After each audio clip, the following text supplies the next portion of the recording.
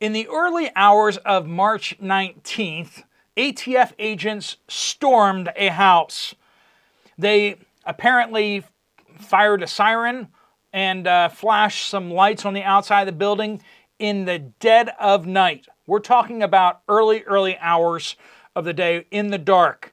They stormed the house and they were met by the house's resident who pulled a weapon and discharged it at the agents who had not verbally identified within the structure that they were federal agents.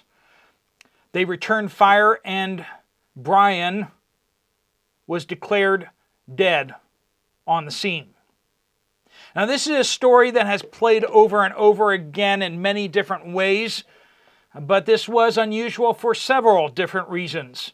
It's not unusual that federal agents choose the dead of the night in order to storm people's homes without proper notice. If they make noises that take place while the subjects are asleep, they often do not register. And oftentimes we're finding that people actually resist because they're not aware that they are police or that they are federal agents that are storming the house. Because why would they do that? The story of Brian Malinowski is unique for some reasons related to who he was. He was the administrator of an airport, a major U.S. airport. We're not talking about some shady-looking person or some shady person. The ATF suspected that he was not filling out proper paperwork and he was selling firearms under the table. That's what they suspected him of. Did they show up at his office at the airport? I mean, if you've been through airport security recently, you know that airport security is kind of, well, they pretend like it's pretty serious, right? So this guy has clearances. He's working in a secure environment. They could easily just grab him there and then, if they need to, drive him over to his house and, to make sure he doesn't, get rid of any evidence or something like that. But no, they decided not to do this in a 9-to-5 way, like normal bureaucrats from the government. They decided to kick in his door something like, 2 or 3 o'clock in the morning. We don't actually have the time stamps, I don't believe. And we find that people are disoriented at that time, being asleep, not knowing who is coming in or why they're coming in. I mean, if you're the official of an airport, you could think that maybe terrorists would be trying to come into your home, right? I mean, there might actually have some reasons to do that.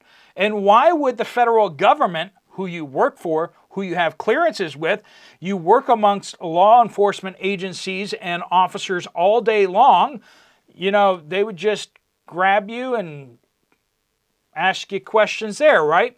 No, they did not. They stormed his home in the dead of night, and because of it, his life was ended. Now, it may not surprise you if I tell you what airport he worked at. The Bill and Hillary Clinton National Airport. As you know, there is quite a list of people connected to Bill and Hillary Clinton that have mysteriously died under mysterious circumstances, and so being connected to a name like that. But still, my point here is very simple. That you and I are now the enemy of a lot of these federal agencies. That's how they view it.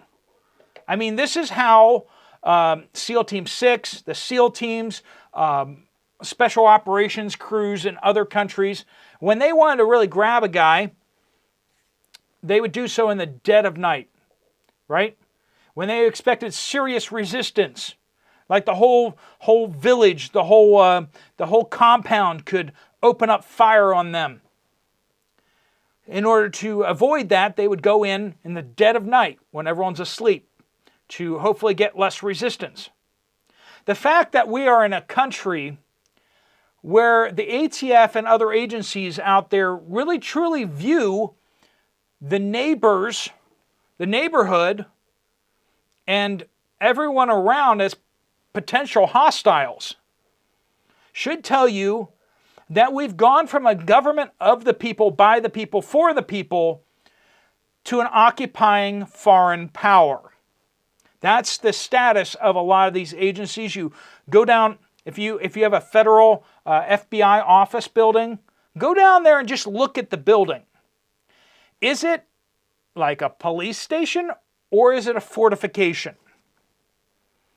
Can you go in and talk with somebody, or do you need to have an appointment? Do you need to have some particular reason why you should be allowed to go into the building? That is what occupying powers do. That's what a military occupation looks like.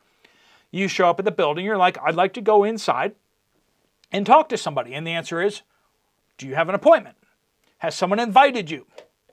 Who has asked for you? You can't just go in for no reason. And you can see, at first that sounds like it's a security thing, right? But then you realize that it's more than a security thing. They're protecting the people inside, not just from your weapons, but from you.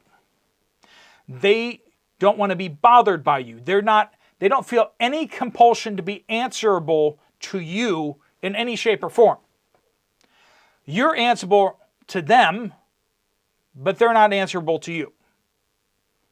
All of you citizens, nope, they don't have to answer to you. They can do whatever they want. None of these ATF officers are going to be charged with this. That's the news that we just came out. This happened on March 19th. We've now received the verdict from the powers that be that the ATF was completely in the right. There will be no further investigation to this. That they were well within their rights and they did not commit a war crime against this American citizen.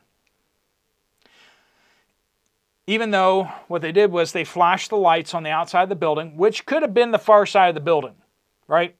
So if your bedroom is on the opposite side of the building and they're flashing, their police cruiser lights, you may not see that at all. They sounded the siren or chirped the siren, which may have been what woke them up just before they heard, but it may not register with them what it was, but then they heard the crashing of their front door coming down, and then they heard people storming into their home.